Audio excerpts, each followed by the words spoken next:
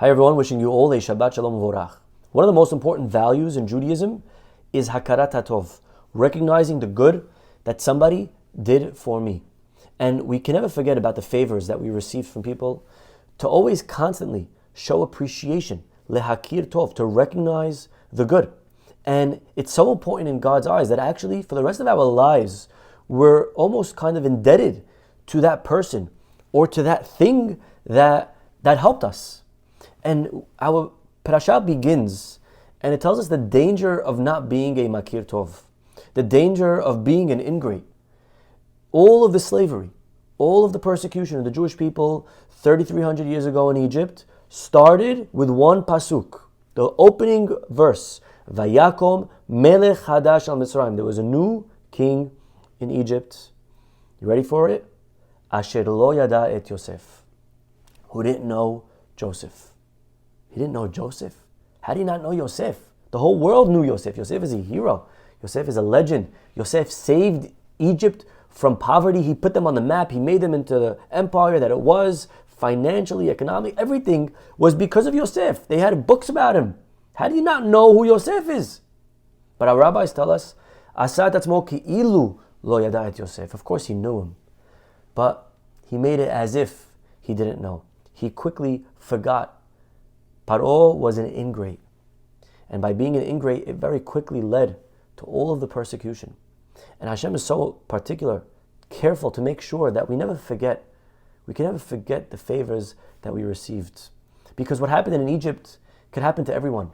Unfortunately, as Jews, it's happened to us not only in Egypt. It happened in every country that we've been to. We go to that country, we help the country flourish and thrive, and then very quickly they forget about what we've done and they ignore all the contributions of the Jewish people. But as an example, the leader of the Jewish people, Moshe Rabbeinu, God tells him, you, Moshe, cannot do the first plague, you cannot do the second plague, you cannot do the third plague, because those three plagues would require him to hit the water. And you, Moshe, cannot hit the water. You owe the water. The water saved your life. When you were a little baby 80 years ago, when you were in a basket, that water is what carried you. When you were 20 years old and you struck that Egyptian, that sand is what buried the evidence. So you dare not hit the water. You dare not hit that sand. And Moshe, 60, 80 years later, cannot do the plagues because of showing appreciation. And it's so important that we remember this, whether it's with our spouse, our family members, to constantly train ourselves to say thank you. We have to teach our kids to say thank you. Now we have to remember that children are not born appreciative. That's something that they have to be taught. And we can't get angry or upset if they are not thankful. Sometimes we get annoyed. Where's my thank you? Where's the gratitude and thank you I get? But we have to gently remind them. What do you say? And by reminding them and by being a role model, by showing them what it looks like.